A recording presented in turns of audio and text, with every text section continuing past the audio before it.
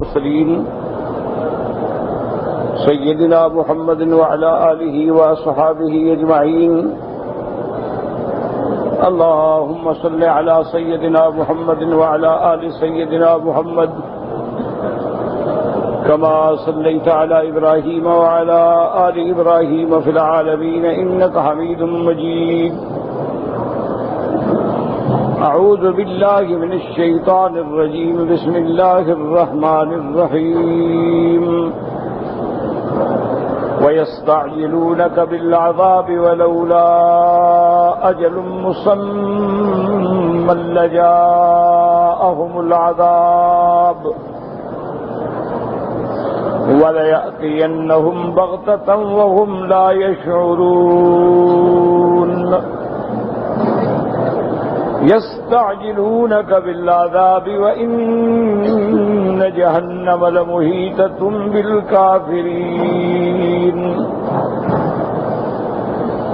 يوم يغشاهم العذاب من فوقهم ومن تحت أرجلهم ويقول ذوقوا ما كنتم تعملون. قال المؤلف والمفسر رحمه الله تعالى: أدام النفع بعلومه وعلومكم في الدارين آمين. إلى أن قال: يقول تعالى مخبرا عن جهل المشركين في استعجالهم عذاب الله أن يقع بهم وبأس الله أن يحل عليهم، كما قال تعالى: وإذ قالوا اللهم إن كان هذا هو الحق من عندك فأمطر علينا حجارة من السماء أو ائتنا بعذاب أليم. ان آیات میں اللہ تبارک و تعالی خبر دیتے ہیں جہالت مشرکین سے، کہ مشرکین کی جہالت دیکھیں، ان کی سرکشی دیکھیں، بدبختی دیکھیں کہ وہ عذاب کے لیے جلدی کرتے ہیں. تو اصل بات یہ ہے، علماء فرماتے ہیں کہ ایک تو یہ عناد تھا، اور دوسرا ان کا ایمان ہی نہیں تھا، نہ حضور پاک پہ نہ قیامت پہ. لہذا وہ سمجھتے تھے کہ نہ قیامت ہے نہ اللہ کا نبی ہے، لہذا عذاب کہاں سے آئے گا. اور سب سے بڑی بات جو ہے وہ جہل. اگر ان کا اللہ پہ ایمان ہوتا، معرفت ہوتی، تو وہ ایسی باتیں نہ کہتے. وہ جلدی کرتے ہیں اللہ کے عذاب کے لیے کہ اللہ کا عذاب ان پہ آئے اور اللہ کا غضب ان پہ ٹوٹے. جیسے اللہ نے دوسری آیت میں فرمایا: وَإِذْ قَالُوا اللَّهُمَّ إِنْ كَانَ هَذَا هُوَ الْحَقُّ إِنْ كَانَ هَذَا هُوَ الْحَقُّ مِنْ عِنْدِكَ فأمطر علينا حجارة من السماء أو ائتنا بعذاب أليم. کافر کہتے ہیں اگر یہ حق ہے تو آپ ہم پہ پتھروں کی بارش برسائیں یا عذاب دردناک لائیں. جیسے اس آیت میں وَيَسْتَعْجِلُونَكَ بِالْعَذَابِ، میرے پاک پیغمبر صلی اللہ علیہ وسلم کافر آپ سے جلدی طلب کرتے ہیں عذاب. وَلَوْلَا أَجَلٌ مُّسَمًّى لَجَاءَهُمُ الْعَذَابُ، أي لولا ما حتم الله من تأخير العذاب إلى يوم القيامة لجاءهم العذاب قريبا سريعا كما استعجلوه. اللہ پاک فرماتے ہیں کہ ہم چونکہ فیصلہ کر چکے ہیں کہ یہ دنیا دار العمل ہے اور آخرت دار الجزا ہے. اصل عذاب کا ٹھکانہ جو ہے وہ آخرت ہے، تو جب آخرت ہوگی تو عذاب ہوگا. اگر میرا یہ فیصلہ نہ ہوتا تو ان کے مانتے ہوئے ہی فوراً عذاب آ جاتا. اگر اللہ تاخیر عذاب کا فیصلہ نہ فرما دیتے کہ اصل عذاب کا مقام جو ہے وہ یوم القیامت ہے، لجاءہم العذاب قریبا، ان پر بہت جلدی عذاب آ جاتا. ویسے اللہ نے اپنے عذاب کے نمونے بعض اقوام پہ دنیا میں بھی نازل کر کے دکھلا دیے.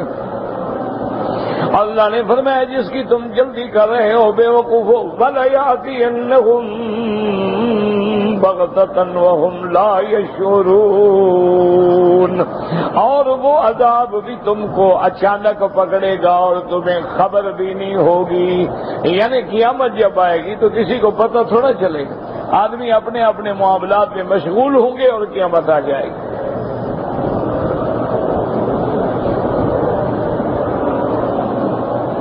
اور قیامت کا زلزلہ ایسے ہوگا جیسے اللہ نے فرمایا یا ایھا الناس اتقوا ربکم ان زلزلۃ الساعۃ شیء عظیم یوم ترونها تذهل كل مرضعة عما ارضعت وتضع كل ذات حمل حملها وترى الناس سکارى وما هم بسکارى ولكن عذاب اللہ شدید. اللہ نے فرمایا لوگوں ڈرو، قیامت کا زلزلہ بڑا سخت ہے. وہ جب زلزلہ قیامت آئے گا تو دودھ پلانے والی اپنے بچے کو بھی بھول جائے گی اور حاملہ حمل بھی گرا دے گی، اور لوگوں کا حال ایسے ہوگا جیسے نشے میں ہوں، آنکھیں بھی نہیں کھول سکتے ہیں، پھٹی ہیں تو پھٹی ہیں، کھلی ہیں تو کھلی ہیں. حالانکہ وہ نشہ نہیں ہوگا، عذاب کی دہشت ہوگی. وَلَٰكِنَّ عَذَابَ اللَّهِ شَدِيدٌ. یہاں فرماتے ہیں وَلَيَأْتِيَنَّهُمْ بَغْتَةً، اچانک، وَهُمْ لَا يَشْعُرُونَ يَسْتَعْجِلُونَكَ بِالْعَذَابِ وَإِنَّ جَهَنَّمَ لَمُحِيطَةٌ بالکافرین اے یستعجلون العذاب وهو واقع بهم لا محالۃ. میرے نبی عذاب کی جلدی کرتے ہیں، عذاب تو ان کو آنا ہے ہر حال میں، اور یہ بے وقوف نہیں جانتے کہ جہنم نے گویا ان کو گھیر رکھا ہے. وہ جہنم ایسے ہے جس کے گویا یہ گھیرے میں آ چکے ہیں اور روز بروز اس کے قریب ہوتے جا رہے ہیں.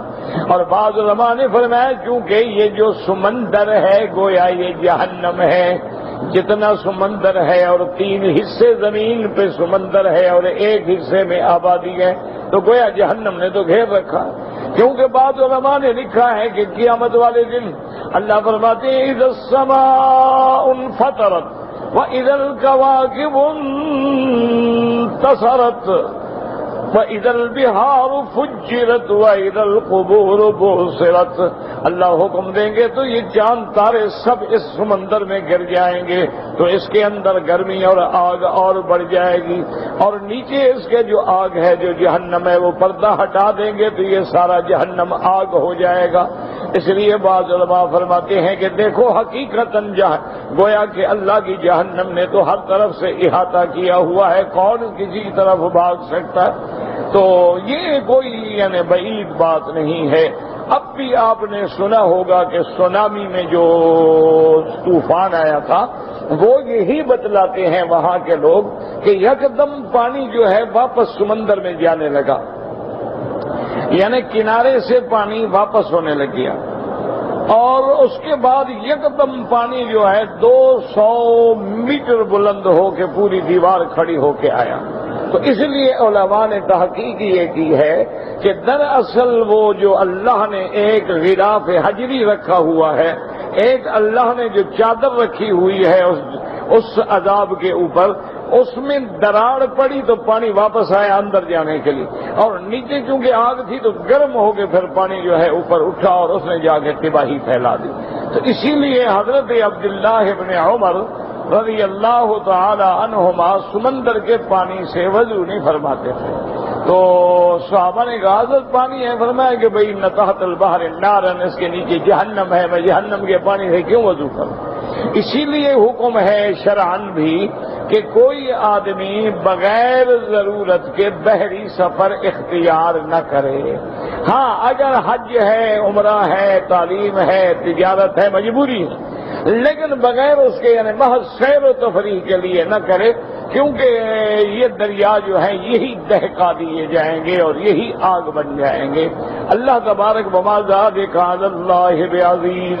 اس لیے اللہ نے فرمایا ہے کہ جو تم چاہتے ہو، جہنم نے تو تمہیں احاطہ کیا ہوا ہے، قال شعبة عن سماك عن إكرمة قال في قوله تبارك وتعالى وإن جهنم لمحيطة بالكافرين قال البحر. حضرت اکرمہ کا بھی ایک قول ہے کہ جہنم سے مراد یہی دریا ہے، یہی سمندر ہے، اصل میں گویا یہی جہنم ہے، اس کے نیچے اللہ نے آگ رکھی ہے. وقال ابن ابی حاتم حدثنا علی بن الحسین قال حدثنا عمر بن اسماعیل بن مجالد قال حدثنا ابی عن مجاہد عن الشعبی انه سمع ابن عباس يقول وَإِنَّ جَهَنَّمَ لَمُحِيطَةٌ بِالْكَافِرِينَ وَقَالَ وَجَهَنَّمُ هُوَ هَذَا الْبَحْرُ الْأَخْضَرُ تَنْتَصِرُ الْكَوَاكِبُ فِيهِ وَتُكَبَّرُ فِيهِ الشَّمْسُ وَالْقَمَرُ ثُمَّ يُوقَدُ فَيَكُونُ هُوَ جَهَنَّمُ. ایک قول حضرت ابن عباس رضی اللہ تعالیٰ عنہما سے یہ بھی ہے، وہ فرماتے ہیں کہ جہنم سے مراد ہوا ھذا البحر، یہی سمندر ہے، اسی کے اندر اللہ ستارے پھینکیں گے، اسی کے اندر سورج اور چاند کو بے نور کر کے گرا دیا جائے گا. جیسے اللہ فرماتے ہیں الشمس کورت واذا النجوم انکدرت، اللہ فرماتے ہیں کہ سورج جو ہے بے نور ہو جائے گا. اور حضور پاک نے بھی فرمایا ان الشمس والقمر تکوران ثم یصودان، کہ سورج اور چاند کو اللہ بے نور کر کے سیاہ کر کے اس کو جہنم میں ڈال دیں گے. ثم یوقد، پھر اس کی آگ اور بھڑک اٹھے گی. فیکون هو جہنم. وقال الامام احمد حدثنا ابو عاصم قال اخبرنا عبد الله بن امیہ قال حدثني محمد بن حیی اخبرني صفوان بن يعلى عن أبيه أن النبي صلى الله عليه وسلم قال البحر هو جهنم. قالوا ليعلى فقال ألا ترون أن الله تعالى يقول نارا أحاط بهم سرادقها. قال لا والذي نفس يعلى بيده لا ادخلها ابدا حتى ارى الله ولا يصيبني منها قطرة حتى ارى الله تبارک وتعالى. کہنے لگے کہ انشاءاللہ میں کبھی سمندری سفر نہیں کروں گا اور نہ سمندر کا کوئی قطرہ پانی کا اپنے بدن پہ آنے دوں گا. لیکن ھذا تفسیر غریب وحدیث غریب جدا واللہ اعلم. لیکن اس میں غرابت ہے. اصل بات یہ ہے کہ اس میں کوئی شک نہیں. یاد رکھو اللہ نے جہنم بھی پیدا کر دی ہے اور جنت بھی پیدا کر دی ہے. اس میں بھی کوئی شک نہیں کہ جنت کا مقام آسمانوں میں ہے اور جہنم کا مقام جو ہے وہ زمین سب کے نیچے اسفل سافلین میں ہے.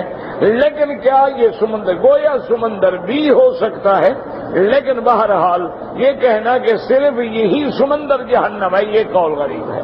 ورنہ یہ کوئی شک نہیں کہ جب اللہ اس حقیقی جہنم کو کھولیں گے تو یہ بھی مل جائے، یہ بھی مل جائے، یہ بھی اسی میں ڈال دیا جائے. لیکن حقیقت یہ ہے کہ اللہ نے جنت بھی پیدا فرما دی ہے اور اللہ کے لیے کئی جنتیں ہیں. جنت الخلد ہے، جنت النعیم ہے، جنت الفردوس ہے، جنات عدن ہے. اس لیے میرے آقا نے فرمایا کہ جب اللہ سے جنت مانگو فاسألوہ الفردوس الاعلی، اللہ سے جنت الفردوس مانگا کرو، کیونکہ 7واں آسمان اس کی زمین ہے اور عرش اس کی چھت ہے. سب سے اعلیٰ جنت جو ہے وہ فردوس الاعلی ہے. تو اس لیے حضور نے فرمایا کہ جب اعلیٰ سے مانگنا ہے تو اعلیٰ چیز کا سوال کیا کریں. تو بہرحال یہ تفسیر غریب ہے، لیکن اس میں کوئی شک نہیں کہ ہر بندہ جو ہے وہ اپنی موت کی طرف جا رہا ہے اور یہ قاعدہ ہوتا ہے کہ قیامت آ رہی ہے اور دنیا جا رہی ہے. تو آنے والی چیز قریب ہوتی ہے، جانے والی دور ہو رہی ہے. تو گویا دنیا تو دور ہوتی جا رہی ہے لیکن قیامت قریب ہوتی جا رہی ہے، اور جب بندہ ویسے مر جاتا ہے تو اس کی تو گویا قیامت قائم ہو جاتی ہے۔ من مات قامت قیامت ہو، مرنے کے بعد اس کی گویا قیامت ہے۔ اب یہ اس کا نصیب ہے کہ اللہ تبارک و تعالی خاتمہ ایمان پہ فرما دیں، اللہ تبارک و تعالی اس کی قبر کو باغ جنت بنا دیں، یا اللہ معاف کرے کفر پہ مرے اور یہیں سے جہنم شروع ہو جائے۔ اسی لیے میرے آقا نے رحمت دو جہان ہیں، جنگ بدر کے موقع پر جب قریش کے بڑے بڑے سردار مارے گئے، ابو جہل اینڈ کمپنی کے روسا مارے گئے اور ان کو وہاں ایک کنویں میں پھینکا گیا، تو حضور صلی اللہ علیہ وسلم بذات ہی خود تشریف لائے، کنویں پہ کھڑے ہوئے اور آپ نے خطاب کیا کہ حل وجدتم ما وعد ربکم حقا۔ اللہ کے نبی نے خطاب فرمایا کہ ہاں وہ جو میرے اللہ کا وعدہ تھا کہ تمہیں سزا ملے گی، جہنم ملے گی، عذاب ملے گا، وعدہ سچا ہو گیا کہ نہیں؟ تو اس لیے جب آدمی مرتا ہے نا گویا اس کی تو قیامت گویا قائم ہو گئی، اب اس نے واپس نہیں آنا ہے جب تک کہ قیامت نہ ہو، اور اس کی جو عالم برزخ کی زندگی ہے یہ ایک عالم غیب ہے۔ اب یوں دیکھیں کہ دنیا میں جتنی آدمی پہ احکام، حدود، سزائیں جاری ہوتی ہیں وہ جسد پہ ہوتی ہیں، لیکن روح جو ہے چھپی ہوئی ہے۔ اب ایک آدمی کو ہاتھ کاٹ دو، جو ہاتھ جو کٹے گا تو ہاتھ تو جسد ہے، جسم ہے، ارکان ہے، اعضاء ہے، لیکن اس کے اندر جو روح ہے وہ تو متعلم ہوگی۔ یہی وجہ ہے نا کہ جب آدمی کی روح نکل جاتی ہے اب اس کو کوئی علم نہیں ہوتا، درد نہیں ہوتا کہ روح نکل گئی۔ تو قیامت میں آنے سے پہلے جو عالم برزخ ہے تمام فیصلے جو ہیں سزا کے، جزا کے، رحمت کے، عذاب کے، وہ روح پہ ہوں گے۔ دنیا میں جسد نظر آتا تھا، روح نظر نہیں آتا۔ قیامت میں فیصلے جو ہیں روح پہ ہوں گے، چاہے جسد نظر نہ آئے، لیکن اللہ کے علم کے اندر موجود ہے، اللہ جانتے ہیں، اور اللہ کے آگے کوئی مشکل نہیں۔ اگر کوئی اشکال کرے گی ایک بندہ جل گیا، اللہ چاہے آگ کے اندر بھی عذاب دے دے۔ اسی لیے کتابوں میں آتا ہے نا کہ امام محمد رحمت اللہ علیہ جو ہیں یہ امام ابو حنیفہ رحمت اللہ علیہ کے ارشد تلامذہ میں سے ہیں، یعنی امام صاحب کے دو شاگرد ہیں جن کو صاحبین کہا جاتا ہے، امام ابی یوسف رحمت اللہ علیہ اور امام محمد ابن حسن الشیبانی رحمت اللہ علیہ۔ امام محمد جو ہیں یہ اتنے بڑے پائے کے عالم ہیں کہ امام شافعی ان کے شاگرد ہیں، یعنی آپ اندازہ فرمائیں کہ امام شافعی جلالت القدر خود امام ہے، اتنے بڑے مرتبے کا آدمی ہے، لیکن یہ شاگرد ہے محمد ابن حسن الشیبانی کا، اور محمد ابن حسن جو ہے وہ شاگرد ہیں امام ابو حنیفہ کا۔ تو ایک دفعہ بادشاہ کی مجلس میں ان سے سوال کیا گیا کہ شیطان جو ہے یہ جن ہے؟ آپ نے فرمایا ہاں بالکل جن ہے، اللہ کا قرآن ہے کہ کان من الجن، کہ شیطان جو ہے یہ جنات میں سے ہے، بلکہ جنوں کا باپ ہے، ابو الجن ہے۔ جیسے آدم ابو البشر ہے اسی طرح ابلیس ابو الجن ہے۔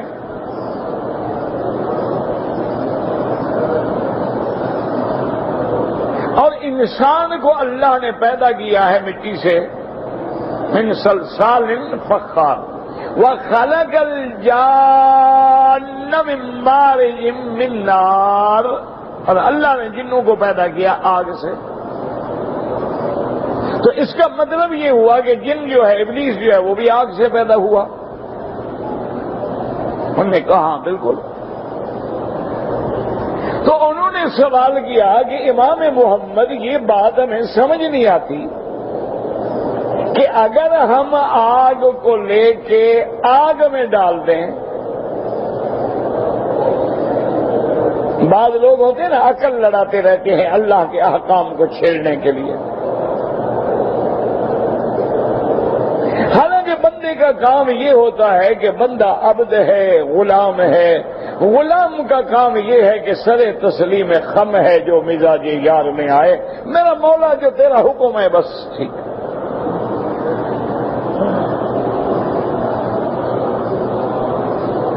لیکن بعض لوگوں کو یہ مشکل ہے، مصیبت ہے، وہ عقل لڑاتے ہیں بیچارے۔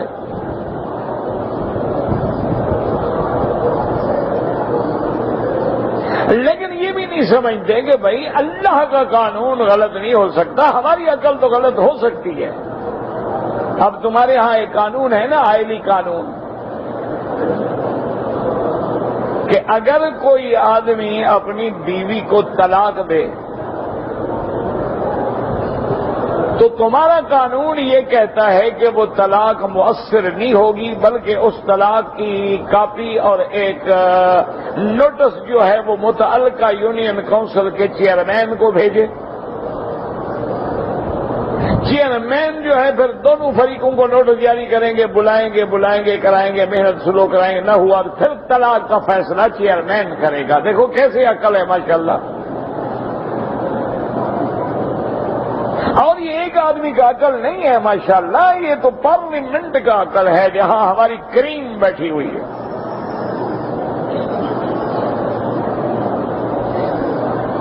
کہ بیوی زید کی ہے، طلاق کا فیصلہ چیئرمین کرے گا۔ دیکھیں کیسا عقل ہے۔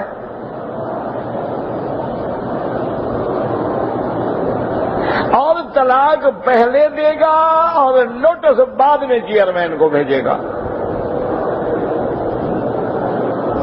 تو اس کی مثال تو ایسے ہو گئی کہ وہ ایک تھا نشئی آدمی، بھنگ ونگ پیتا تھا، اللہ ہر مسلمان کو بچائے، اللہ ہر مبتلا کو بچائے، اللہ منشیات سے، ان بلاؤں سے اللہ مسلمانوں کی حفاظت کرے۔ تو ایک بھنگی تھا بیچارہ، اس بیچارے کو اچھا بھنگ پینے والے کو پیشاب بھی زیادہ آتا ہے، کیونکہ بھنگ جو ہے مدر بول ہے، پیشاب آور ہے۔ وہ غریب کو پیشاب جو آیا تو لوٹا لے کے گیا استنجا کرنے کے لیے، کہ پیشاب بھی کر لوں استنجا بھی کر لوں۔ نشے میں پتہ کوئی نہیں کہ لوٹے میں تو چھوٹا سا سوراخ ہے، وہ جب تک پیشاب کر کے لوٹا اٹھایا دے گا، لوٹا تو خالی ہے، پانی تو بہہ گیا۔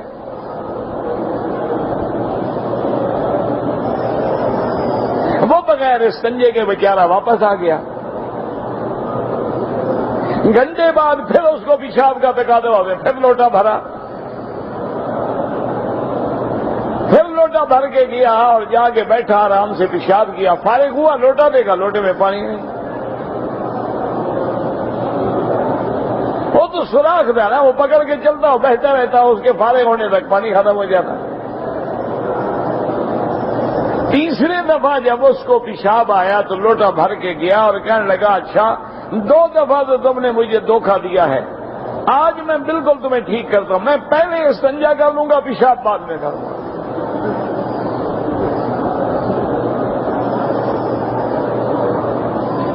تو یہ اسی طرح ہے، یعنی فیصلہ طلاق تو پہلے ہو جائے گی لیکن نوٹس بعد میں ہوگا۔ حالانکہ یہ بھی نہ سمجھا کہ رحمت دو جہاں کا فرمان ہے کہ سلاسن جدہن جد وہزلہن جد، النکاح والطلاق والعتاق، 3 چیزیں ہیں جن کی مذاق بھی حقیقت ہے اور حقیقت بھی حقیقت ہے، ایک نکاح، ایک طلاق اور ایک عتاق۔ حضور نے فرمایا مذاق میں بھی کوئی بیوی کو طلاق کہتے، طلاق ہو گئی بس ختم۔ یہ بھی ضروری نہیں ہوتا کہ بیوی سامنے ہو، یہ بھی ضروری نہیں ہوتا کہ گواہ ہوں، یہ بھی ضروری نہیں ہوتا کہ جی میں نے طلاق لکھ کے رجسٹری کر کے بیوی کو بھیجی ہے، اس نے وصول نہیں کی ہے۔ وصول کا کیا مطلب؟ تمہاری زبان سے طلاق نکلی، طلاق ہو گئی۔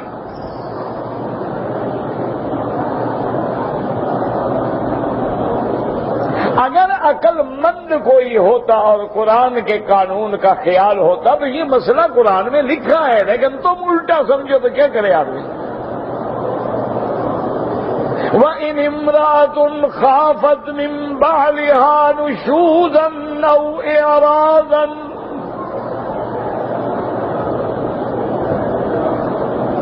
اللہ فرماتے ہیں کہ اگر عورت کو یہ خطرہ ہے، خدشہ ہے خامد کی ناراضگی کا، خامد کے اعراض کا، تو اب ایسا کریں کہ دو حکم بنائیں، ایک عورت کی طرف سے ایک خامد کی طرف سے، دونوں میں صلح کروانے کی کوشش کریں۔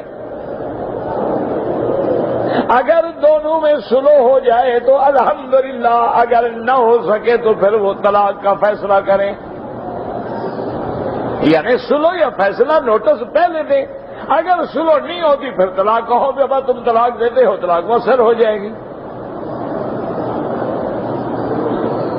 تو بہرحال میرے کہنے کا مقصد یہ تھا کہ اللہ پاک رحمت کرے، بعض لوگ جو ہے بیچارے بلا وجہ عقل لڑاتے ہیں، اللہ کے قانون میں عقل نہ لڑایا کرو۔ عقل بنانے والا کون ہے؟ عقل تم نے بنایا ہے۔ تو جو خالق العقول الناس کلھا، جو ساری کائنات کے انسانوں کے عقل کا خالق ہے، اس نے جو قانون بنایا ہے وہ کیسے خلاف عقل ہو سکتا ہے؟ ہاں یہ تو ہو سکتا ہے کہ قانون کی باریکی تمہیں سمجھ نہ آئے، یہ تو ہو سکتا ہے کہ کوئی قانون چونکہ تیرے خلاف ہے تمہیں تکلیف ہو، ورنہ اللہ کا قانون تو عین حق ہے، عدل ہے، انصاف ہے، اس کے اندر تو کسی کائنات کو بھی ذرا اور زبر بدلنے کا اختیار نہیں ہے۔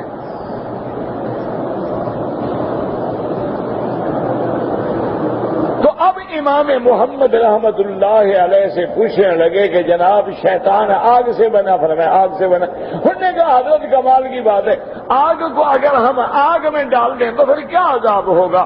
اللہ کی قیامت میں اگر شیطان کو آگ میں ڈال دیں، جہنم میں ڈال دیں تو کیا فرق پڑ گیا؟ آگ آگ میں چلی گئی۔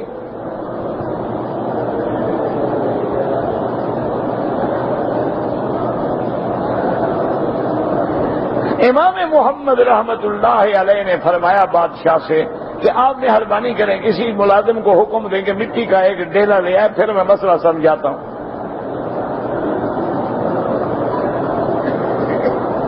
وہ غلام دوڑا ہوا گیا، مٹی کا ایک ڈھیلا اٹھا کے لے آیا، آپ نے وہ ڈھیلا پکڑا اور جو وزیر بیٹھا تھا نا اس کو مارا یہاں۔ حضرت یہ کیا کر رہے ہو، یہ کیا کرو؟ انہوں نے کہا تکلیف ہوئی؟ انہوں نے کہا کیسے تکلیف نہیں ہوئی؟ انہوں نے کہا تمہیں اللہ نے مٹی سے پیدا کیا، مٹی کو میں نے مٹی ماری، تکلیف کیا ہو گئی؟ اللہ نے آدم کو مٹی سے پیدا کیا ہے، تمہارا اصل مٹی ہے، میں نے بھی تمہیں مٹی ماری ہے۔ کہتے ہاں، انہوں نے کہا ہاں اللہ چاہیں گے تو آگ والے کو بھی آگ میں تکلیف ہوگی، اور اگر اللہ چاہے تو آگ کو گلزار کر دیں۔ کہ سیدنا ابراہیم سے کسی نے پوچھا کہ ابراہیم علیہ السلام ایک بات تو بتائیں کہ زندگی میں آپ کے سب سے اچھے دن کون تھے؟ میرے لیے وہ اچھے دن تھے جو میں نے آگ میں گزارے تھے۔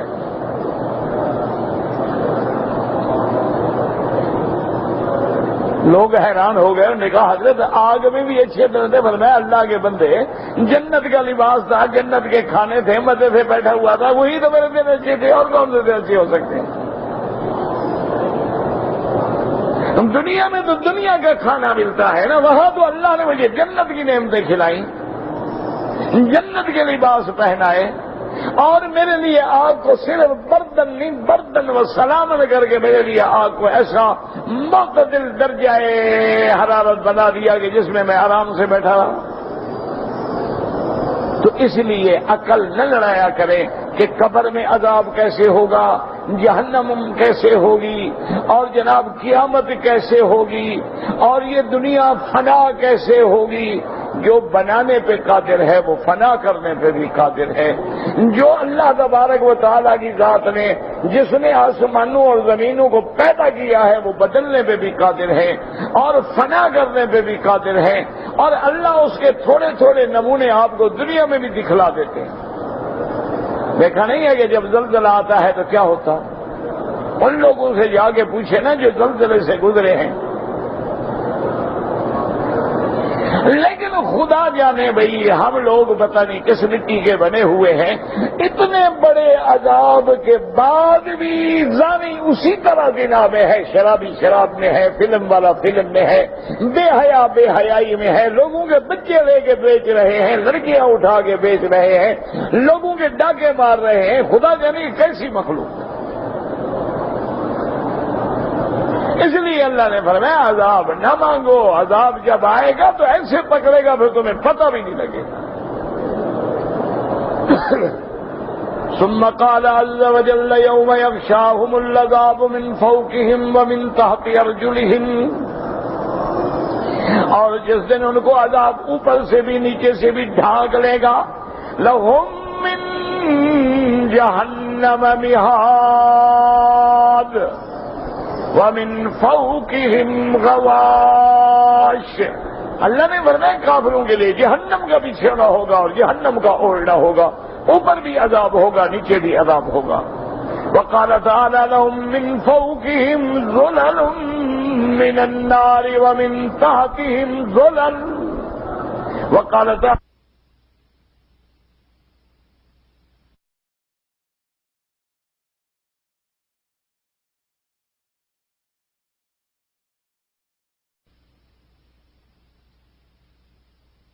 جب آگ ان کو پکڑے گی نہ منہ کو بچا سکیں گے نہ اپنے بدن کو بچا سکیں گے.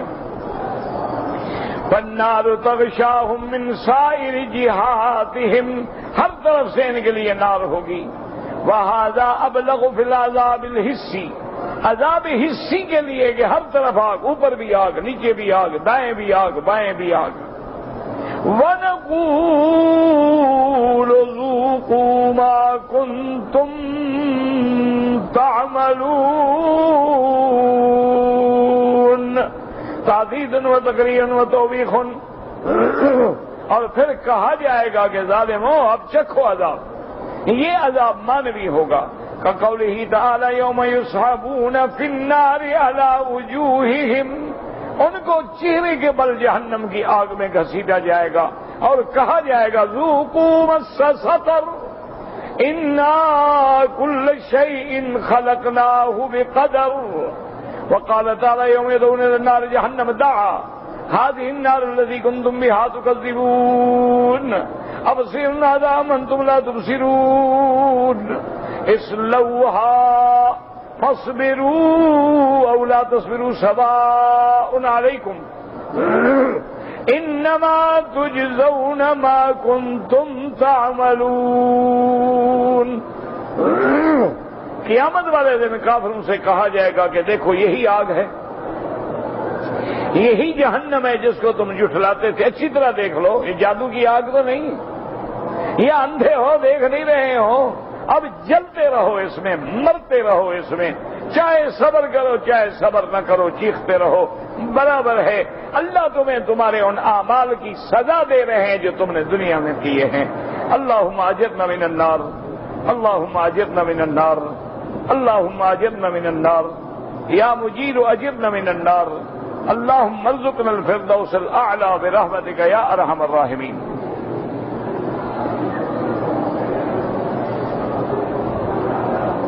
کہتے جی کہ رفع یدین، میرا بھائی بات یہ ہے کہ یہ مسائل جو ہیں نا،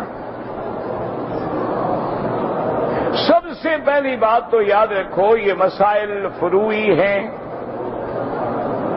ان کا اصول سے تعلق ہی نہیں ہے. یہ افضل اعلی اولا غیر افضل کی باتیں ہیں، اس لیے جھگڑوں میں نہ پڑا کر. بہرحال رفع یدین کے بارے میں بھی احادیث مبارک میں ذکر ہے، اور رفع یدین نہ کرنے کے بارے میں بھی حدیث مبارک ہے جو حضرت عبداللہ ابن مسعود رضی اللہ تعالی عنہ روایت فرماتے ہیں. اور حضرت عبداللہ ابن مسعود جو ہیں وہ فقہاء صحابہ میں ہیں، یعنی اتنے بڑے شان والے صحابی ہیں کہ بڑے بڑے اجلہ صحابہ کہتے تھے کہ جب عبداللہ ابن مسعود موجود ہو تو کسی اور سے مسئلہ پوچھنے کی ضرورت ہی نہیں ہے. مادام ھذا الحبر فیکم، جب تک یہ عالم موجود ہے کسی اور سے کیوں مسئلہ پوچھتے ہو؟ تو انہوں نے خود نماز پڑھ کے دکھلائی اور صرف پہلی دفعہ ہاتھ اٹھائے. تو اس لیے جھگڑوں میں نہ پڑے. باقی جی بت لاتے تھے، فلاں لاتے تھے، یہ باتیں ہیں. بت لاتے تھے کافر ہمارے ساتھ نماز پڑھنے کیوں آتے تھے؟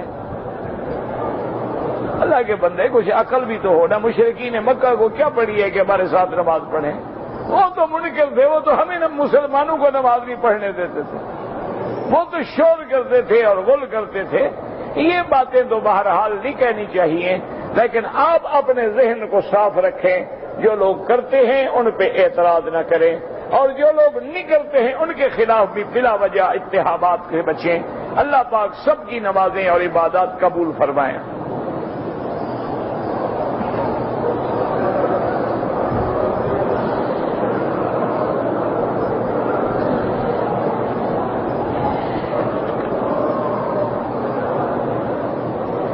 کہتے جی کہ قرآن میں یا نماز کے علاوہ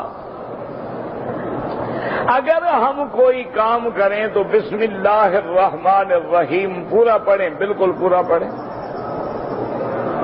بلکہ بعض روایات میں تو یہ بھی آتا ہے کہ جو بھی کام کیا جائے، اچھا کام، شان والا کام، اس کو اگر بسم اللہ سے شروع نہ کریں تو وہ کام جو ہے اللہ کی نظر میں مقبول نہیں ہوتا. تو اس لیے ہمیشہ ہر کام میں بسم اللہ الرحمن الرحیم. اور یہ بڑی چھوٹی سی آیت ہے، لیکن اس میں جلالہ ہے، اس میں صفت رحمان ہے، اس میں صفت رحیم ہے، اور اس کے پڑھنے کے بڑے برکات ہیں، بڑے ثمرات ہیں. اللہ تبارک و تعالی ہر مسلمان کو اس پہ عمل کرنے کی توفیق دے. یعنی ہر وہ کام ہے، کھانا ہے، پینا ہے، کوئی بھی کام ہے، جب اللہ کے نام سے شروع ہوگا تو اس میں لازماً خیر ہی خیر ہوگا.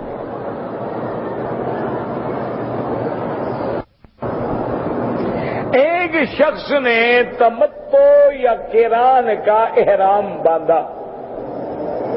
معلم انہیں منا لے گئے، وہ عمرہ نہیں کر سکا. تو اب صاف ظاہر ہے کہ اس کا حج جو ہے حج افراد ہو جائے گا، کیونکہ عمرہ نہیں کر سکا، تمتع بھی نہیں ہوا، اور عمرہ نہیں کر سکا، قران بھی نہیں ہوا. احناف کے نزدیک اس کو ایک دم دینی پڑے گی. لیکن حنابلہ کے نزدیک یہ ہے کہ اگر وہ اپنی نیت کو تمتع کے بجائے افراد میں بدل دے یا قران کے بجائے تمتع میں بدل دے تو کوئی جرم نہیں.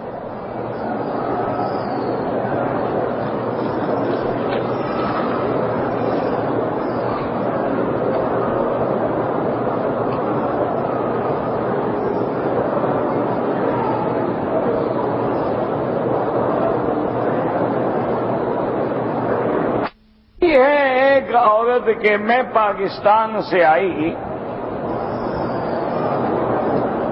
میں نے عمرے کے بعد احرام یہ ارادہ تھا کہ احرام کھول دیتے ہیں، یعنی حج تمتع کروں گی. حج تمتع کا معنی ہی یہ ہوتا ہے کہ حج کے مہینوں میں آپ عمرہ کریں، عمرہ کر کے احرام کھول دیں، پھر آپ 8 کو حج کا احرام باندھیں گے. تو یہ درمیان میں جو وقت ہے آپ نے فائدہ اٹھایا نا کہ پابندی کوئی نہیں، آپ نے کپڑے پہنے ہوئے ہیں، خوشبو لگا رہے ہیں، بیوی حلال ہے، اسی کا نام تو تمتع ہے. تمتع کا معنی نفع اٹھانا، کہ آپ نے عمرہ کر لیا، بعد میں حج بھی کیا، درمیان میں فائدہ بھی اٹھا لیا. تو اب وہ بیوی کہتی ہیں کہ میں نے جہاد میں احرام کی نیت سے 2 نفل پڑھے، عمرے کا نام نہیں لیا. تو میری بیٹی جب 2 نفل پڑھ رہی ہو تو اور کیا نام لیتے؟ عمرے کا نام لینا کوئی ضروری تھا؟ کیوں پڑھے تم نے 2 نفل؟ صاف بات ہے کہ تب تم نے 2 نفل پڑھے ہیں، تمہاری نیت عمرے کے احرام کی ہے، نیت کر، اور کیا نیت کرتی؟ میں نے پھر طواف کیا، نیت نہیں کی. تو ادھر کیوں گئی تھی آپ طواف کی طرف؟ حجر اسود کو بوسہ دینے کیوں گئی تھی؟ نیت تھی تو ادھر گئی ہو نا. پھر 7 چکر کیے ہیں، نیت ہے تو کر رہی ہو، بالکل وہم نہ کرو، معلوم ہوتا ہے تم وہم کی بیمار ہو، ورنہ تمہارا عمرہ بھی ٹھیک ہے، طواف بھی ٹھیک ہے، صفا مروا بھی ٹھیک ہے۔ اب یہ تھوڑا ہے کہ آدمی روٹی کھانے بیٹھے تو نیت کرتا ہوں روٹی کھانے کی، اور پھر نیت کرتا ہوں پانی پینے کی، پھر نیت کرتا ہوں چائے شریف ہضم کرنے کی، یہ کیا مسئلہ ہے؟ بھئی تم 2 رکعت نفل خدا کی بندی پڑھ رہی ہو، طواف کر رہی ہو، صفا دوڑ رہی ہو، اور کیا نیت ہوتی ہے؟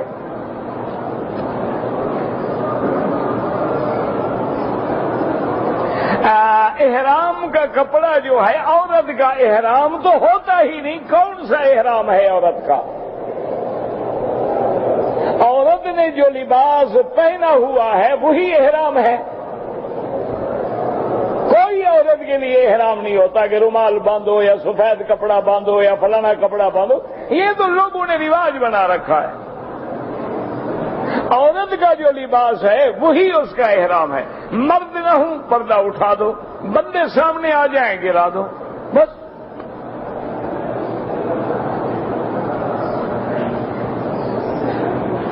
کہ اگر ایک آدمی پہ دم پڑ گئی ہے لیکن وہ غریب آدمی ہے، دم دینے کی طاقت نہیں رکھتا، 10 روزے رکھ لے، بس کوئی مسئلہ نہیں۔ روزے میں تو پیسے نہیں لگتے نا،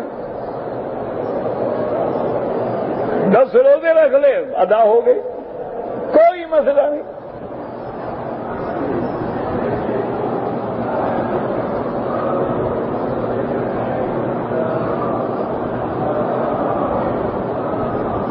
کہتے جی میرا تعلق جو ہے وہ فقہ حنفی سے ہے، امام صاحب کے پیچھے نماز میں فاتحہ پھر نہیں پڑھیں گے، کیونکہ فقہ حنفی میں امام ابو حنیفہ رحمت اللہ علیہ کے نزدیک جب آدمی مقتدی ہو تو امام کا پڑھنا مقتدی کا پڑھنا ہے، امام کا پڑھنا جو ہے وہی سب کی طرف سے کافی ہے۔ ہر عمرے کے بعد سر منڈانا ہوگا، بالکل منڈانا ہوگا، چاہے بال ہوں یا نہ ہوں، اس طرح پھروانا ہوگا۔ اگر ایک آدمی گنجا ہے، اس نے عمرہ کیا، اس کو بھی اس طرح پھروانا پڑے گا، تعمیل تو کرنی ہوگی۔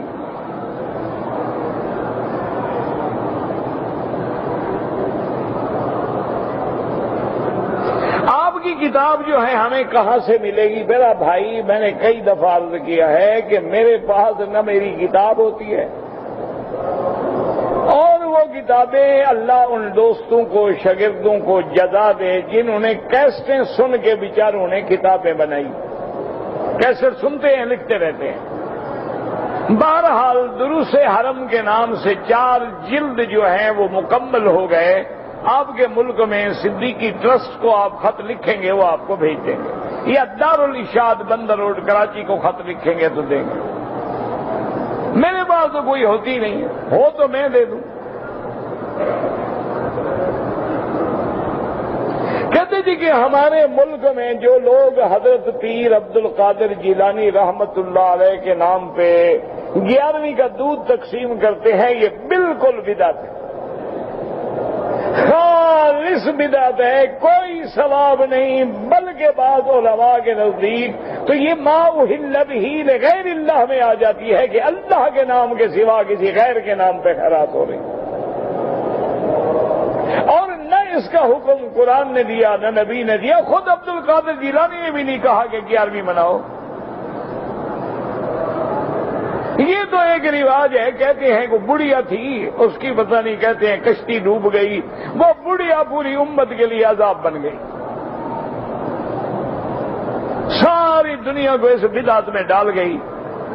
انا للہ و انا الیہ راجعون، یاد رکھیں بالکل بدعت ہے، اس کا ثواب تو ثواب اور گناہ ہے، اور کھانا بھی ناجائز ہے۔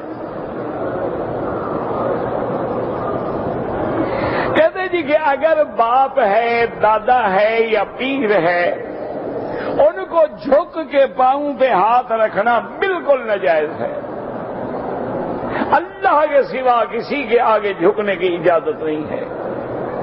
مسلمان کو اللہ نے حکم دیا ہے کہ رکوع بھی اللہ کے آگے، سجدہ بھی اللہ کے آگے، یہ جھکنا بکنا یہ بھی رواج ہے، جیسے ہندو کے رواج ہے پرنام کرتے ہیں، ہمارا بھی ایک رواج ہے۔ اس کا نہ اسلام سے تعلق ہے، نہ دین سے تعلق ہے، نہ قرآن سے تعلق ہے۔ اور اگر یہ عزت ہوتی تو سب سے پہلے صحابہ محمد مدنی کے پاؤں پہ جھکتے۔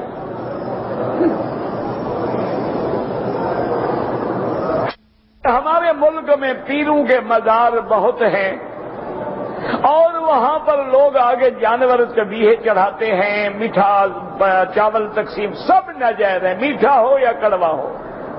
جب غیر اللہ کی نسبت ہو گئی تو سب چیز جو ہے وہ ناجائز ہو گئی، چاہے وہ زردہ ہو، چاہے بریانی ہو، چاہے گوشت ہو، جب اللہ کے سوا غیر کی نسبت آ جائے تو ناجائز ہو۔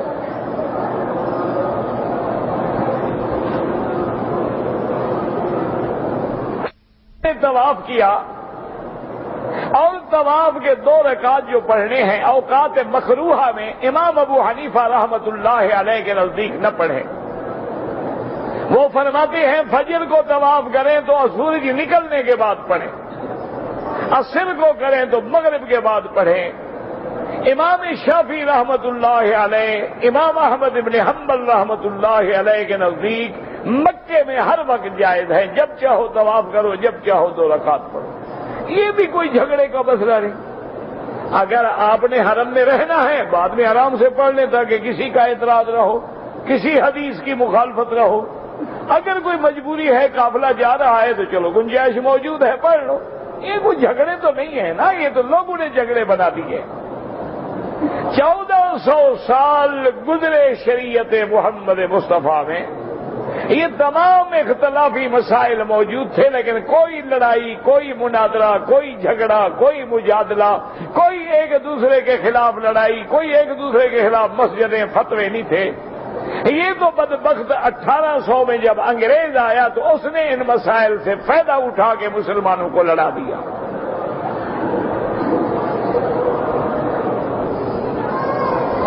طواف نفلی ہو یا فرضی ہو، یاد رکھو ہر طواف کے بعد 2 رکعت پڑھنے ہیں۔ اور ویسے بھی مسئلہ سمجھو، نفل اس وقت تک نفل ہے جب تم نے شروع نہیں کیا، جب شروع کر دیا وہ واجب ہو گئی۔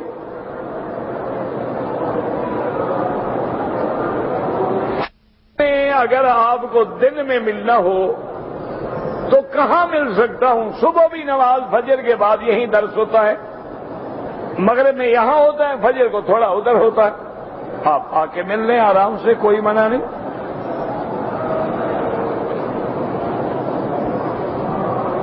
کہتے ہیں جی کہ اگر کسی آدمی نے خنزیر کا لفظ جو ہے اگر کہہ دیا تو 40 دن تک نماز نہیں ہوتی، پھر تو قرآن چھوڑ دینا، قرآن میں تو ہے لحم الخنزیر، نہ پڑھا کریں انہیں۔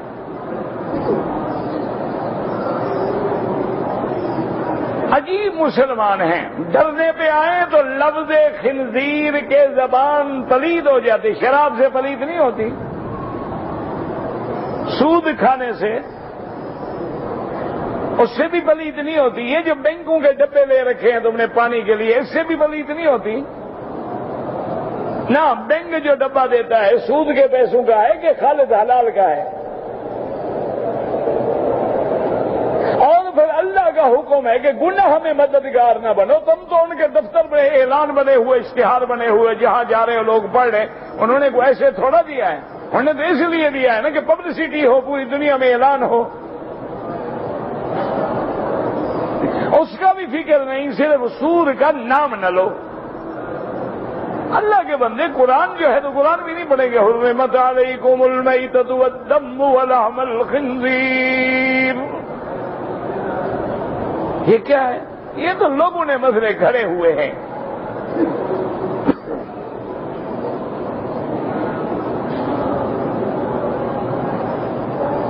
اگر ایک آدمی کا حج افراد ہے اور وہ حج کی بکری تو اس پہ واجب ہی نہیں ہے، دینا چاہے مرضی ورنہ واجب نہیں۔ جو قربانی والی بکری ہے، جو اپنے ملک میں قربانی کرتا تھا، اس کی مرضی ہے یہاں کرے، مرضی اپنے ملک میں کرے۔ قربانی الگ چیز ہے، یاد رکھو، حج کی بکری الگ چیز ہے۔ اگر آپ حج میں نہ آتے تو اپنے ملک میں قربانی کرتے کہ نہ کرتے؟ وہ علیحدہ چیز ہے۔ حج کی بکری دینا علیحدہ چیز ہے۔ قربانی والی بکری آپ ہر جگہ ذبح کر سکتے ہیں۔ حج کی بکری جو ہے بغیر مکے مدینے کے، مدینہ منورہ نہیں، مکہ کے حدود حرم کے بغیر ذبح نہیں ہو سکتی۔ جیسے پیر کی بکری پیر کی قبر کے بغیر ذبح،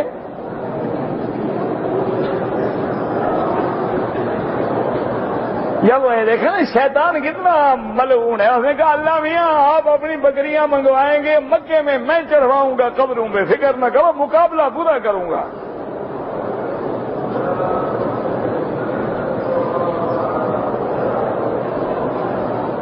اچھا جی، عید میں نے مدینہ منورہ میں کی، اگر عید کے بعد تم نے عمرہ کیا ہے یا نہیں کیا ہے؟ اگر نہیں کیا ہے آپ کا حج مفرد ہے، حج افراد ہے۔ اگر عید کے بعد میقات سے عمرہ کیا ہے تو آپ کا حج تمتع ہو جائے گا۔ میں احرام کے نیچے انڈر ویئر پہن کے عمرہ کیا ہے، اس کو معلوم نہیں تھا، یہ تو چھوٹے بچے کو بھی معلوم ہے کہ سلا ہوا کپڑا نہیں پہنتے، پھر باقی کپڑے کیوں اتار دیے تم نے؟ معلوم کیسے نہیں تھا؟ دو چادریں تم نے باندھی یہ معلوم تھا تمہیں؟ قمیص اتار دیا یہ بھی معلوم تھا تمہیں؟ شلوار اتاری یہ بھی معلوم تھا؟ آپ ایک دم ادا کریں کہ پورے عمرے میں آپ نے سلا ہوا کپڑا پہنا ہے، تاکہ آئندہ معلوم بھی ہو جائے، انشاءاللہ مسئلہ بھی نہیں بھولے گا۔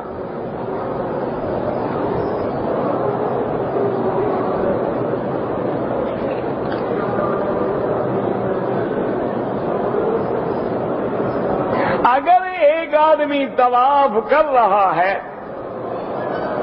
طواف کے دوران میں مثلا دوسرے یا تیسرے چکر پہ حجر اسود کو اشارہ کرنا بھول گیا، کوئی بات نہیں، کوئی مسئلہ نہیں، کیا نہیں کیا۔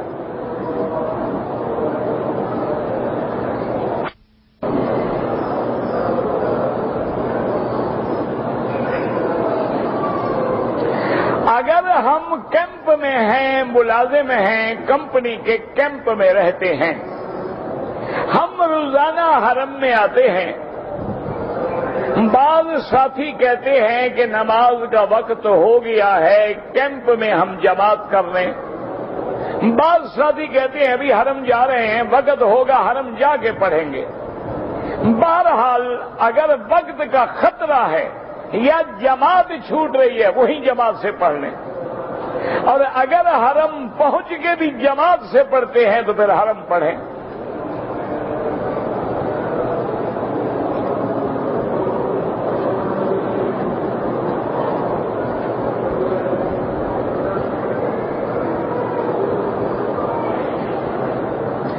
ایک عورت نے عمرہ کر لیا، عمرہ کرنے کے بعد تمام ارکان مکمل کر کے جب حمام میں گئی تو اسے خون کے قطرے محسوس ہوئے، حالانکہ یہ اس کے حیض کے دن نہیں ہیں، کوئی حرج نہیں، ٹھیک ہے عمرہ۔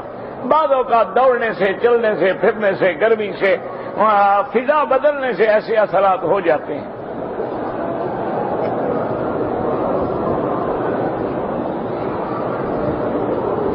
بہرحال میں نے بتا دیا ہے کہ 2 رکعت نماز جو ہے ہر طواف، چاہے طواف فرض ہو یا، کیونکہ حضور پاک نے جب بھی طواف کیا اس کے بعد 2 رکعت پڑھے۔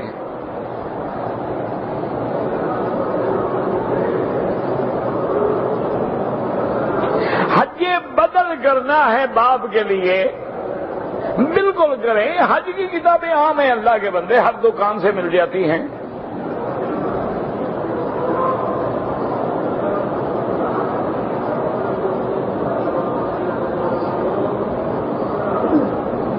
کہتے ہیں جی کہ کسی عورت نے کہا ہے میری بیوی سے کہ انسان کا مثلا چھوٹا بچہ ہے یا بچی ہے، ادھر خاوند لیٹا ہے ادھر بیوی لیٹی ہے، درمیان میں بچے کو نہ لٹائیں، یہ کوئی مسئلہ نہیں ہے۔ بچہ پاک ہوتا ہے، بچہ قرآن ہوتا ہے، کوئی بچہ پاک نہیں ہے، پیشاب کرتا ہے، پخانہ کرتا ہے، پھر پاک ہوتا ہے۔ یہ تو جاہلوں کی بات ہے۔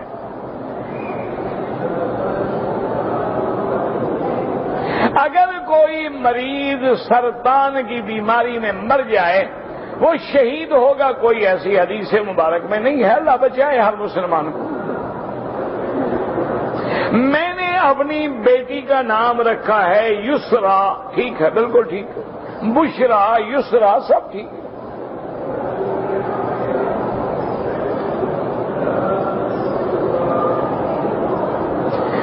حجر اسود پہ کھڑے ہو کے اشارہ کرنا جو ہے، بعض ائمہ کرام فرماتے ہیں جب شروع کرے اشارہ کرے، جب ختم کرے اشارہ کرے، باقی ضرورت ہی نہیں۔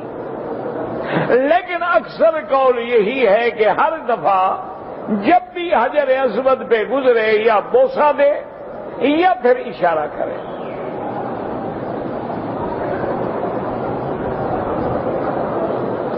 ایک آدمی نے عمرے کا طواف کیا، صفا کی اور سر منڈوانے سے پہلے احرام اتار دی، طواف کر لیا، صفا مروہ دوڑ لیا، ابھی سر نہیں مڈایا تھا کہ اس نے احرام کھول دیا، لیکن سر مڈایا کہ نہیں یہ تو لکھو نا۔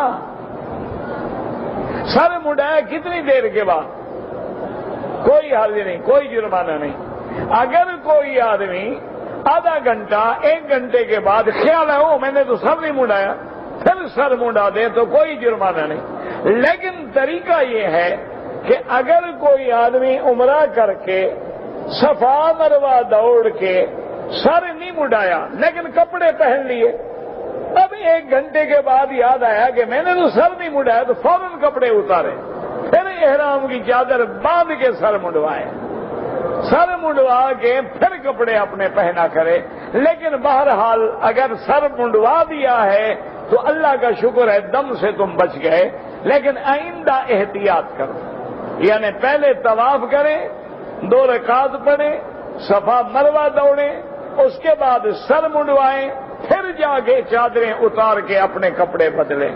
اگر غلطی ہو جائے تو پھر وہی کپڑے سلے ہوئے نکال کے 2 چادریں باندھ کے سر منڈا لیں تو انشاءاللہ عمرہ آپ کا پورا ہو جائے گا۔ واللہ اعلم۔ ربنا تقبل منا انك انت السميع العليم وتب علينا انك انت التواب الرحيم۔ اللهم اجعل لنا وللمسلمين من كل هم فرجا ومن كل ضيق مخرجا ومن كل بلاء عافيا۔ اللهم فرج هم المهمومين، نفس كرب المكروبين، وقض الدين عن المدينين، واشف مرضانا ومرضى المسلمين۔ یا اللہ تمام آنے والوں کی حاضری حج منظور و مقبول فرما، یا اللہ حج آسان فرما، یا اللہ جو لوگ حجاج کے لیے پریشان ہیں سب کی پریشانیاں دور فرما، یا الہ العالمین، یا ارحم الراحمین، پورے عالم اسلام پہ اپنی رحمت نازل فرما، یا اللہ اسلامی ملکوں کی حفاظت فرما، یا اللہ ہر مسلمان کی جان مال آبرو عزت کی حفاظت فرما، یا اللہ دین والوں کی حفاظت فرما، یا اللہ قرآن والوں کی حفاظت فرما، یا اللہ حضور کی سنت پہ جان دینے والوں کی حفاظت فرما، یا اللہ ہر مقام پہ مجاہدین حق کی نصرت فرما، یا اللہ کفر پہ اپنا عذاب و قہر نازل فرما، یا الہ العالمین بیماروں کو شفا عطا فرما، بے حیاؤں کو حیا عطا فرما، بے دینوں کو دین عطا فرما، بے اولادوں کو اولاد عطا فرما، جن کی اولاد ہے ان کو صالح بنا، بے روزگاروں کو روزگار عطا فرما، قرض داروں کے قرض ادا فرما، یا الہ العالمین ہمیں مانگنا نہیں آتا بغیر مانگے عطا فرما، یا اللہ حرمین الشریفین کا ادب نصیب فرما، حرمین الشریفین کے ثمرات و برکات نصیب فرما، یا الہ العالمین تادم حیات کسی بندے کا محتاج نہ فرما، یا اللہ اپنے خزانہ غیب سے رزق کے دروازے کھول دے، رحمتوں کے دروازے کھول دے۔ ربنا آتنا فی الدنیا حسنۃ وفي الآخرة حسنة وقنا عذاب النار سبحان ربك رب العزة عما يصفون وسلام على المرسلين والحمد لله رب العالمين اللهم صل على سيدنا محمد وعلى آل سيدنا محمد كما صليت على إبراهيم وعلى آل إبراهيم في العالمين إنك حميد